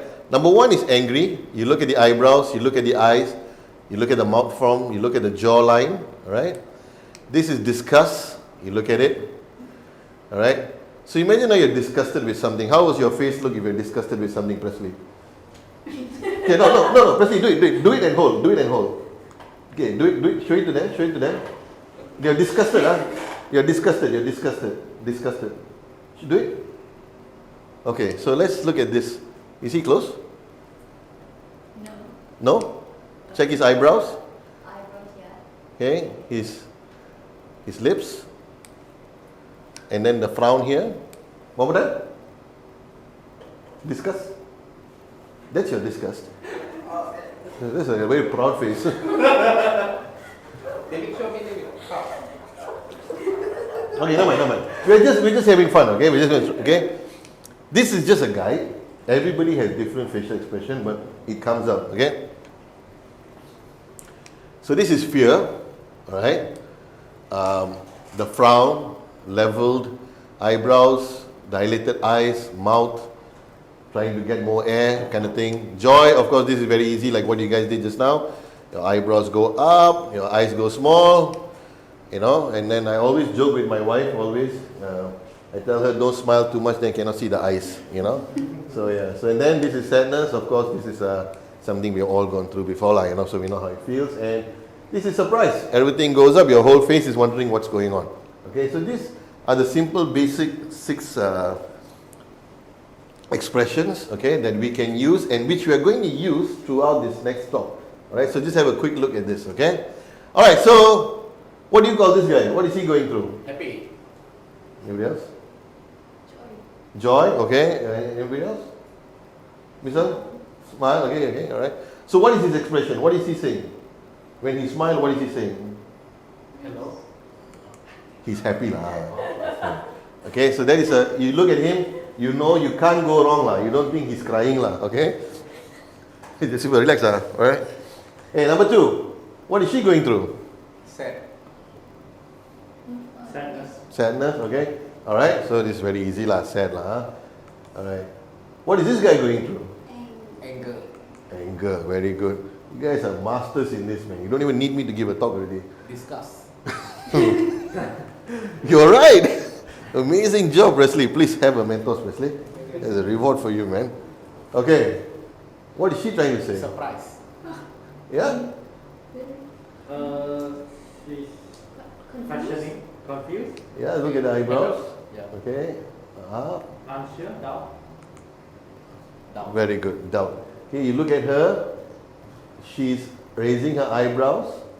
Okay, her eyes are like, Macam pun slow buat ni. yeah. Okay, this one. Discuss. Fear. Like, Ew. all discuss, yeah. Ew. Really? No. Confused? Anger. No. What is she? She's confused. Okay, so this one's confused. She looks very familiar. I'm not sure where I've seen her before. Okay, all right. So, all right, and this one. Scared. Ini Oh, macam surprised. dia no bukan. This guy look a threat coming from him to him. A threat. So what is he? Fear. Okay, very good. All right. Nah, movie selalu apa? Macam kereta api macam mana? Okay. All right, this Surprised. surprise, very easy lah. Huh? Okay, all right. So now we're going to go a little bit into hand gestures. Okay, so now I want to spend some time on that because facial expression, right, is something you cannot run away from. Okay, how do I say this? If you are angry at the situation, you are angry lah. Okay, so what I'm going to try to impart on you is, you know when a person is angry. This is for you to read. For you to read what that person is going through when they talk to you, what is the expression they're giving you, for you to understand how you tackle the situation. But what is very important that I want to drive across to you is your hand gesture, where now we are going to go to how we tackle the customer. Yeah. Alright? So there are 2 basic hand gestures. Number 1 is co-speech gestures. The other one is emblems. So co-speech gestures is exactly what it means. It goes with verbal communication. It's not standalone. Alright? It helps in when you're talking to someone, right? It helps in what you're trying to express to them. Okay? Alright? So there are 4 types of co-speech gestures. Number 1 is iconic. Iconic is to describe something or someone using related gestures. It's usually in physical size lah. You know, we're referring to that. You know, we have some people. The river was really wide. That guy is so tall, you know. that room is really small. The square feet is really limited. Okay? By itself, it means nothing. You understand? By itself, it means nothing. It means nothing. Well, what am I trying to do here? But it helps me when I'm saying something. Kong is really tall. You kind of like get an impression that he's much taller than I am, you know? So these are called iconic hand gestures. It helps you with what you're trying to talk about. Okay, all right? Number 2, okay, so like this lady, all right? Number 2 is pointing. A gesture, let's say now I'm talking to Miss Jessica about CP. So I'm saying it's in that place over there. It's pointing. It's a directional aid to what's happening. Okay? Alright? So this is something that you use your body gestures as well. Alright? Number 3 is metaphoric. Okay. So this one is really very simple lah, you know. So yeah, you have this icon. Not so much. Okay. This is to describe like, oh, I'm in love with you. It still comes with something. It's still aided with love. I mean love pula. It's aided with verbal speech. Okay. I bought an egg, you know. I'm going on a plane. You know what I'm saying? So these are kind of like a metaphoric that is very specific to what you're talking about. Alright? And then we have beat gestures. Beat gestures are basically like what I'm doing all the time. It's just to keep tempo. You know? I'm talking, I'm keeping you engaged with my facial features, with my beat gestures, so that you're always looking at me. Alright? So my hands are not doing anything specific. Alright? But it's just there to let you know that I'm in communication with you, you know, and I'm talking to you, and this is my body being open to you. We'll look at legs being apart and all that a bit later on in the topic. But what I'm just trying to say, this is first number 1, your hand gestures, okay? Where the 4 that you'll use, you need the iconic, you need the pointing, you need the metaphoric, you need the beat gestures. These are things that help you with your verbal speech, all right? Then we go to, like this guy, okay? See, he's a speaker, he's just being expressive of what he's trying to say. Alright? And then the next one, okay, first is the co-speech gestures. The next one is emblems. Now, emblems are what it is. It's just a symbol that you don't need to talk. It stands for something. Okay, like just now, like what Presley did. This is for I love you or love or whatever, right? Some of the more common ones are this. You know this, right? This is? Peace. Yeah, this live long and prosperous. I'm saying, you know, you don't have to say. So this is peace. You go anywhere, you just say peace, everybody knows. You don't have to say it, you know it's peace. How about this? So when I do this, yes, it's good. Right? Or good, or, you know, just a sign of affirmation. Alright? How about this? Anger. Okay, so this is what? Okay? So yes, a clenched fist shows anger. Alright, when the guy is like that, you know, he's angry. But also a clenched fist when we achieve something like, yeah, I did it. It's not really anger. It's more of a positive. Kalau ada bump fist, Is there a meaning for bump fist? you bump fist with me. No, what I'm trying to say is you hold a gesture by yourself, you know something. So maybe if you do this, maybe people think you're going head on or whatever. I mean, is there a meaning for this? So, Like that? yeah. Like fist bump? Yeah. I mean, you do it to yourself. Like, no, right? I mean, yeah. So yeah, so gestures can be different in the situation that you're using it. Okay. And of course, like this is, you don't have to say anything, you're just saying goodbye or blowing a kiss to somebody, right? So these are hand gestures that you can use during your communication with your customer. Okay. Number 3 is body movements. So body movements, like what I did just now with Presley, I stood in front of him, is still a body movement. I'm not giving him space into my conversation. He's blocked out. Okay? So you actually get to see this quite often in people, you know. You might just think they're standing there, but sometimes their body just doesn't want to engage in a conversation with them. Alright? We'll look at this a little bit more, okay? So if you look at this photo, I'm quite sure this is husband and wife. I've been in this position a lot myself also, okay? So you see where the wife is trying to tell him to buy the egg and the ubi kayu and everything, and he is just not interested, you know. He's just thinking about the football game that's going to happen. Okay, I'm just joking, but what I'm just trying to say, here's someone willing to communicate. You see that, right? Her eyes are open, her hands are in communication. She wants to talk, all right? Or maybe she's accusing him. I'm not sure, all right? But if you see, he is totally spaced out, all right? He's looking at her, but his eyes are not on her, all right? So these are body language which you can pick up from, all right? Now, a quick one. I'm going to ask you. Now, these three people here, what is the guy saying, Presley, to you? What do you think he's saying? Saying to who? To these two girls? Let's assume they are the three in a group. Who do you think he's talking to? The black hair. Black hair, okay? And what do you think this girl is doing? Mungkin dia punya ex-girlfriend. Okay. Kong, how about you, Kong? What do you think of this photo of the three of them in a communication? What's happening right here? One is being left out. One is being left Yeah, out, one's being left out. right? Maybe they're talking about work and maybe the third person is not from the same company, something like that. Okay. This guy's got his hands in his pocket, but he's got 1 feet in front and he's very close proximity. And this girl is touching her ears. Maybe there's some affection between them and she's One left lady out. is eavesdropping. That girl is here. Oh, okay. That's a point. They're jealous. It looks like it. That girl liked that boy, and then that boy liked that girl. But that Okay. girl is friend of that girl.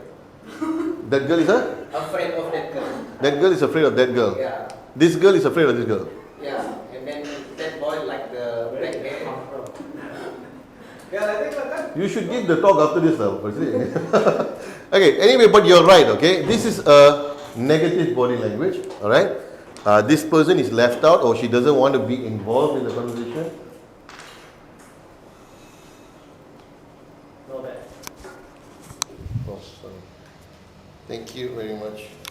You cut this part later. Okay. Alright, thank you, thank you. Could you talk? Hello, testing, mic test 1 2. Testing 1 2. Thank you very much, thank you very much. Okay. Alright, so we move on. Now, is the same three people who are here now, can you see that? How is this body movement now compared to this? They are smiling, this guy's hands is open, and she's so smiling, no more, what do you call this, folding your arms. So you see a difference, right, in when someone is trying to say something to you and when they're also trying to say something to you in this manner, all right? So why I'm trying to say that, for example, if you look here, this is openness, all right? There is a comfortable environment, a comfortable zone. They are able to laugh. I mean, if you are not comfortable with someone, I doubt you're going to laugh, right? When I was in my university days, we used to we had something we call a corporate laugh. You know, it's a corporate laugh. Yeah, it's a laugh that if you don't think it's funny, you're forced to laugh. You know, so you know what I'm saying? Yeah. So, but if you see in this case, it's not that. It's a very genuine smile and body language, body gestures that they're sharing. Okay. And if you look at these girls, right? You look at them. You look at that. Their hands are down. They're comfortable. Their body's open. A person who doesn't want to talk to you will usually keep his hands like this or folded. I mean, I'm not interested in talking to you. You want to talk, you keep talking, you know, that kind of thing. All right? So these are body movements. All right? So always watch your body movements. You may unknowingly be doing a body language, a body movement that you may not know might offend somebody. Okay? You may think that you're just folding your arms is just normal, you know, but somebody else might read it differently. So you need to be careful about welcoming gestures. All right? All right, let's move on. So now, the difference between positive and negative body language. So these are things, okay, you got your facial, your eyes, your head, your body position, your hand gestures. All right? So number one, when we look at facial, is smiling. Okay, everybody loves a smile, right? Okay? Then the other one is tight lip. That means you're just like not even interested in talking to the person. Okay? A relaxed mouth, okay? Alert, ready to listen. Why this falls under facial? Let's say now I'm talking to Presley, okay? Now he's looking at me, he's ready to listen. Now Presley, you turn your eyes up there. Look, can you look up? Yeah, and I'm talking to him. It's not working, all right? So, ready to listen is also a facial expression to have with people. Okay, I'm not going to go so much into the negative, all right, because that's not something we need to focus so much on. Okay, your eyes, pupils dilated. Pupils dilated means your eyes open bigger. The pupil is the black, the black round in your eyes, right? So when you want to talk to someone, it actually gets bigger. You want to engage in a conversation, all right? Then you have good contact, that means you're looking at them in the eye, all right? And then you have wide open, and your head is straight, mildly nodding, okay? So when Presley was giving his answers just now, I'm nodding at him, okay? That means I'm interested. It's a positive body language, all right? And then you have the body position is open. So every time I'm talking, my hands are open like this to you, all right? I'm not putting my hands at the back. I'm not giving you instruction. I'm not, I'm not instructing things, okay? It's an open body language that you're having. All right, it's erect, I'm standing straight, I'm leaning forward, all right? So these are things that you can develop when you are dealing with your customer, all right? So don't hunch, and then when they're talking, you just say, okay, yeah, you're nodding, okay? So these are practical steps that you can use, yeah? Hand gestures, open hands, touching, hand to chest, okay? So these are things that you can actually, this is hand to chest is your hand to your chest, okay? Don't go and touch other people's chest, okay? They become a problem, okay? Yes, that's what I'm talking about. Say, yeah, welcome. I think you have a housekeeping person, Willie here, who's always doing that, yeah. Yeah, that's Wakanda forever, okay, yeah. Whatever it is, Presley, keep the hands to yourself, Presley. Don't go around telling, oh, trainer Justin said hand to chest and you touch other people's chest, okay? Don't do that. Okay, all right. So just a quick look at the negative lah. Just a quick look lah. When you see someone with all this lah, crossed legs, leg crossed away, cold shoulders, tapping fingers. Tapping fingers are this. People like to do this. Some people actually do it. You tell them a brief information, right? Then they, let me think. Some people are like, you talk the whole half an hour like this. What does it symbolize? I can't wait to leave. I'm bored. Yeah, and I have no interest in talking to you. That is being fidgetive lah. That again, why are you doing that? I'm thinking. Yeah, you're thinking, but the whole way, no, kan? People who are doing something the whole way, what I'm trying to say, people think doing the whole way, they are out of your zone. If you're just doing it while you think, then when you're again in a conversation, you stop, that's different. Okay? The problem when the body language comes, it talks about what is continuously repeated. For example, right, if I am totally zoned out, okay, if I'm not interested in a person, it's like this. It's my hand in the pocket, and I'll be most likely nodding and I'll be looking away. Alright, this is me. Okay? Alright? And if you look at other people also, if when you're talking and then suddenly they take out their phones, or they there's one more that I always like is they like to do this when you're talking to them, right? They have this pretending that they are looking around at something, like something happened, then they come back to you. So these are all body language that the person is losing interest. Okay, so you need to turn around and bring them back again. Okay, all right. So all right. So close hands, of course, lah. This is well known, lah. You sit at the table, your hands is like this. The whole way. It's all very negative. Like I said, lah. If I came to the talk and if I put my hands in the pocket the whole time and I'm just walking around like this, you won't even bother picking up anything from me because I've disconnected with you. All right, next. Now, we're going to look at a few positive body language, okay, that you maybe can pick up as well. All right? Okay, you look at this. I'll give you a few moments, all right? So I'm going to just assign something, okay? So, Kong, you're going to take this guy, all right? Presley, you're going to take this lady. Jessica, you're going to take this man. David, you're going to take this guy. So what I want you to see is, what do you see from their body language that is positive? Okay, I'll give you about 2 minutes just to have a look, okay? The red tie macam tanya itu orang mau pergi tandas mana? Tandas. Where's the direction? Okay. All right. No, you're supposed to ask. I'm lady. Yeah. Oh, you're the lady.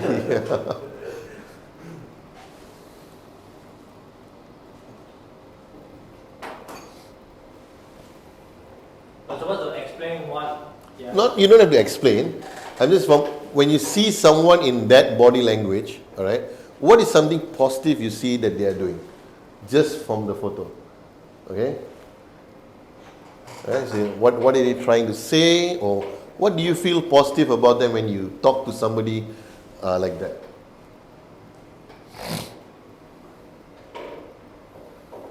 Okay, the first guy, You? me, right? All right? Looks like he's expecting something. Okay. Something's about to arrive and he's waiting for it. Right? Yeah, I think, yeah, okay. That's good, actually. All right, and I also see he's got his hands open. Like anybody can go and talk to him, and he's actually, yeah, he's in anticipation. Look at his smile and all that. Okay, thank you, Gong. Good one. Press, how about you, bro? They are very happy. Right. They're happy.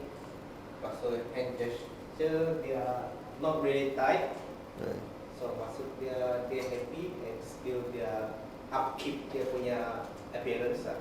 Okay. Maybe any macam yang ada something lah, macam dia ada pangkat bagi tengok hello blah. Okay. And yeah, they are happy but they are still firm lah. Okay.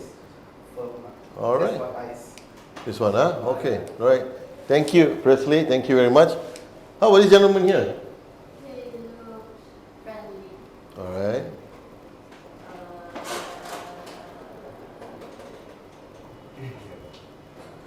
He asking people with smile. Yeah. Welcoming lah kan? Okay. All right. Anything else? Good. Okay. Thank you, Jessica. Thank you. All right. This gentleman looks like someone you can approach to ask for advice, and he seems very polite, like he's talking to somebody, right? But his hand gestures like he's very polite about it, even though he's a senior man. All right, David, how about you, sir?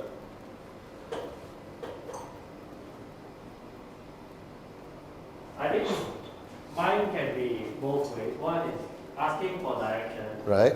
The other one is giving direction. Okay. Okay. So he's Very, very, not cheerful, but I would say very open. yeah. Very happy to, very helpful. Yeah, he's approachable, kan? Okay, all right, great. So these are some positive values, okay, that we can see in the body language. I need to also emphasize some people have certain habitual body language. Okay, for example, I have a friend who's got his thumbs up like this when he folds his arm. All right. Now the thing is, from a very small boy, he used to watch this series called Happy Days. Okay, it's a very old series. In that series, there's a character called the Fonzie. All right, so he's like the coolest character in the series, lah. Okay, all right. So he's the one with the motorbike. This thing is about high school friends. All right, but this guy's already got a motorbike and he's the most good-looking guy in the group and all that, right? And he has a way of holding his fingers out like this when he, that's his style of what do you call folding his arms. So my friend from young age, because he's been his hero, always likes to do that. So if you read some books of body language, if you refer to some books, they actually say this is actually the worst method of folding your arms. This is like not just that you don't want to talk to them. This is like, just please stay away from me, that kind of thing. You see, but for some people it's habitual. So we need to also understand that, okay? All right. Now, some negative body language. This we're going to learn is number one, for you to avoid when you're talking to your customer, and for you to understand if your customer has such body language. All right. Okay. So I've given some meaning to it as well. So we can have some time to go through it. Maybe we can discuss about it together. All right. So let's have a look. Maybe I give about 2 minutes or 3 minutes to just have a go at this. Okay.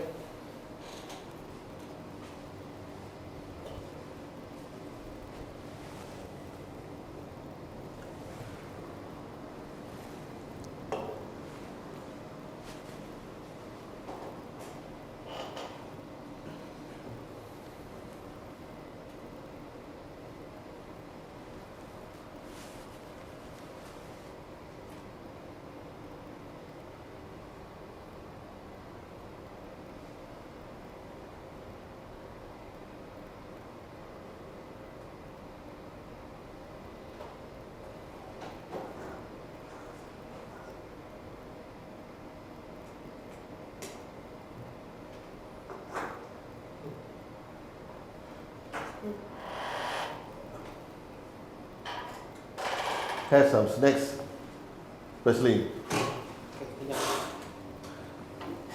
Yeah. Oh yeah, yeah. There's I think like few more there, you know, different types. Then there's one more in the big bag also. Oh, is this the sweet one? Yeah, sour one. The real sour one is in that bag, I think. The yeah.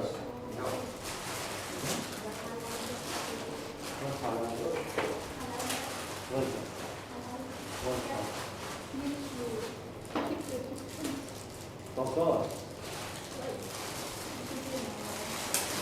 I don't even know what. How did you get it? What do you have? Oh, is it? How did you get it? Oh, it is. Okay. Okay, if we are ready, then we just have a quick glance what we are going through with these guys, okay? So we start with this lady here. What captured my attention is this one. The cross leg. What does a cross leg say to you when they're standing? No, I mean, like I said, when they're standing like that, when they're talking to you like that. Someone, yeah, I would think they want to go to the toilet, But experts say this is actually a way of not open to communicating. I mean, they are just like, it's a way of them telling you that I'm not really want to be in this conversation, okay? All right? How about this? They say lying.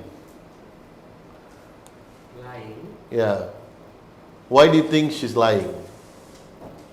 So her whole body in one body language is trying to say something. Because she's constantly thinking what to lie about. Correct. Possible? Because she doesn't want to be in this conversation right now. So she might be thinking of a way to bail out. Could be. Alright? This guy, Presley, what do you think of this guy?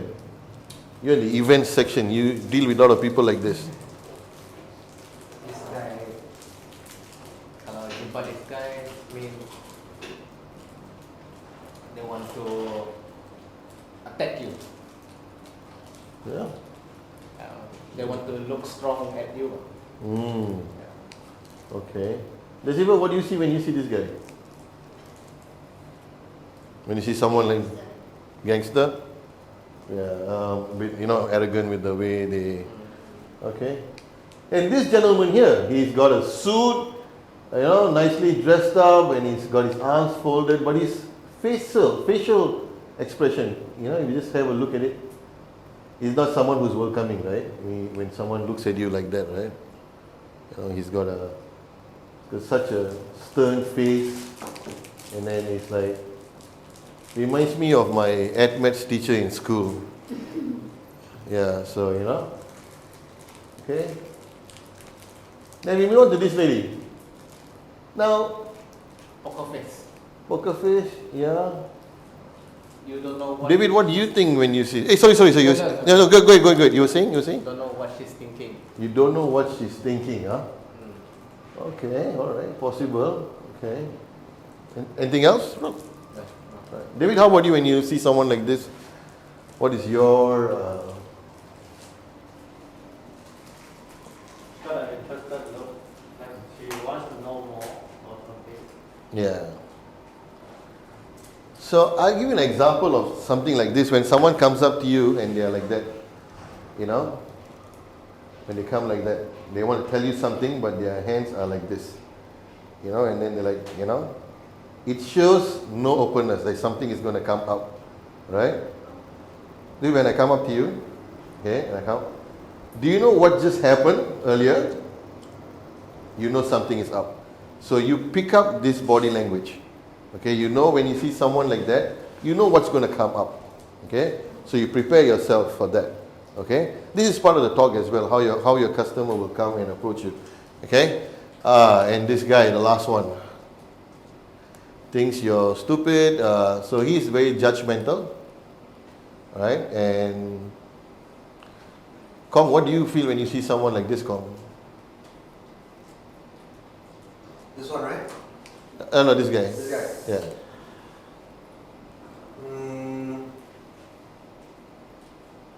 Somewhat looking down on you, I guess. Kan? Yeah, I feel that too. Okay. All right. Presley, how are you, bro? Anything you see there? This last guy? They show the superior kamu. Yeah. Dia mau cakap dengan kamu yang is better than you. Okay. Yeah. That's For me true. lah. Yeah. In some cases lah, kalau mentor dia macam memang sudah tabiat dia. Yeah. Like I said, some are habitual, but some are really, like I said, body language is something you do based on your instinct. It's not something conscious. It's something based on instinct that your body does. Okay? So sometimes it's conscious because it's something that you're used to doing. Okay? So, like I told you just now, my friend who's got folded arms with the Fonzie style, it's been habitual from so long he's been doing that. Okay? So that is one. So we can see the positive, negative of the body language. And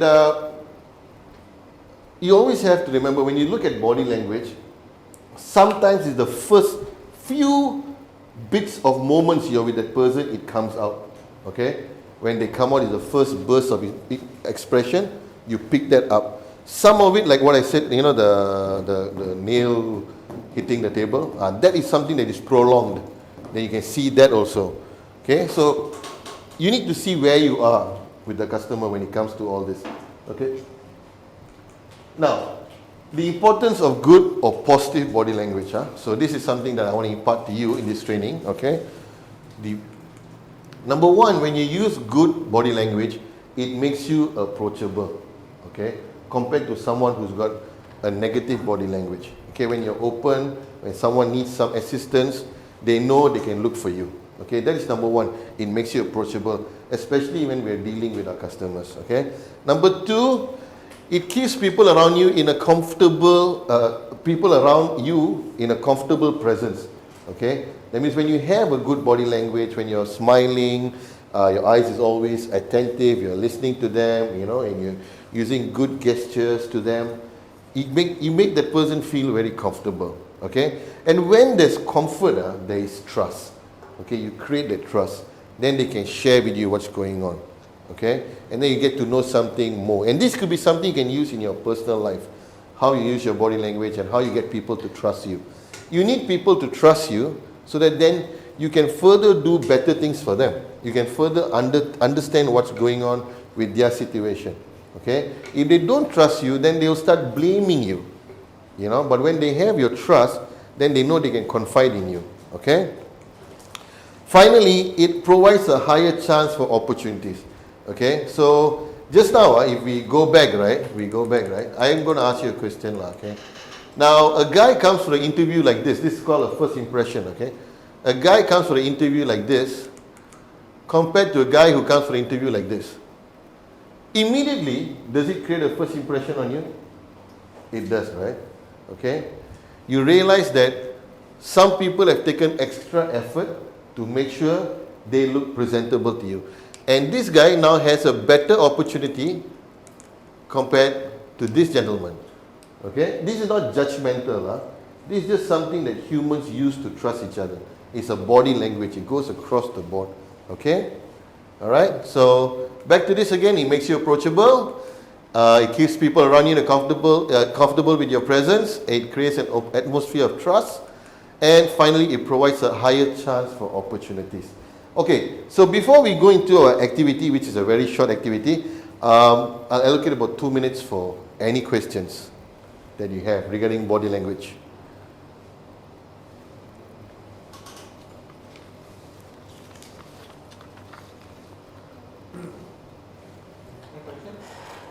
Okay, any questions? No? You have? No, David? Okay. So, before we end the session for today, and we go to a conclusion, I've just got a very simple activity, okay? where I'm going to challenge you to use your verbal talent, your verbal speech talent, and also your body language.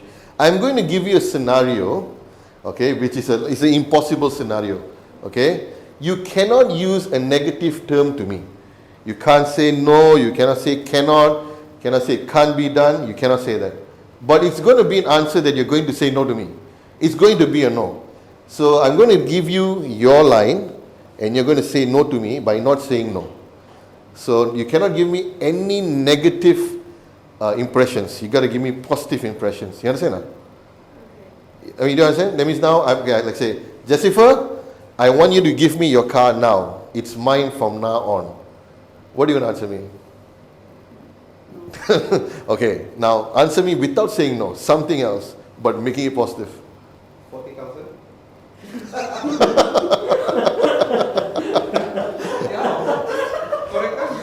You can have it in 1,000 years later. Yeah, that's the idea. 40,000 cash. Yeah, you don't say no, but you're going to reply me no.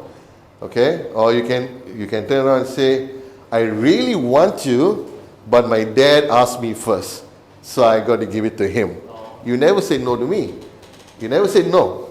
You didn't say the word no. But you used your expression to say no to me and your verbal speech. Get it? Okay, so I'm going to assign it to you guys. So I read it to you. So Kong, you're number one.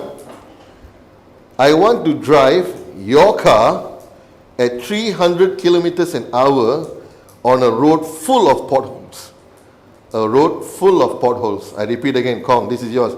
I want to drive your car at 300 kilometers on a road full of potholes.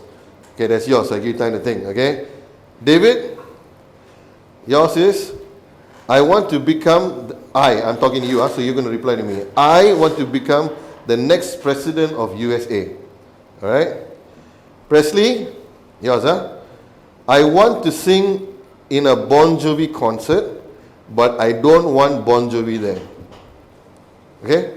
I want to sing in a Bon Jovi concert, but I don't want Bon Jovi there. All right? Bon Jovi concert. Yeah. So I don't want the singer, the lead singer there. What's his name? John Bon Jovi. I want the band. I want the Bon Jovi band, but I don't want the lead singer. I want to be the lead singer.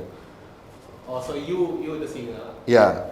But it's a Bon Jovi concert. People have bought tickets to see Bon Jovi. But I'm telling you now, as an event coordinator, I don't want Bon Jovi to come. I am going to sing. So you reply me, okay? All right, that's your one, okay? Jessica, yours very easy one. I give you very easy one, okay? Because you helped me so much today with the setup all, okay? I want to jump into a river full of crocodiles. Okay? So I give you about 2 minutes to brainstorm, right? Okay, you just think about it. Alright, so can I just think about it? Short answer, okay, right? Just a few words. Yeah. As long as it's not negative, lah. That's it, lah. Okay. Yeah. Oh, my night. Okay, my question was, you don't remember my question? Under 3. 300 km per hour. So, go fly a kite. Go fly a kite. That was a joke. That was a joke. Ask you to go and fly a kite. It's a saying, yeah? Saying what? Saying of polite way to say no, I guess. You can go fly a kite. Sure. Anyway, that was a joke. The actual answer is, I think I lost my keys. Okay. Alright. Can I ask you back a question? Like, does the answer have to be an answer, or it can be a question? You can ask me a question. Like my question was, I want to be the president of USA, right? Okay.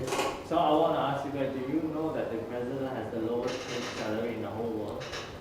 Can I do something like that? Okay, you can. You can. I can. You can. But if I answer you, if I say yes, I know. But that's not the case already, right? There's another question already, right? No. You're making it complicated.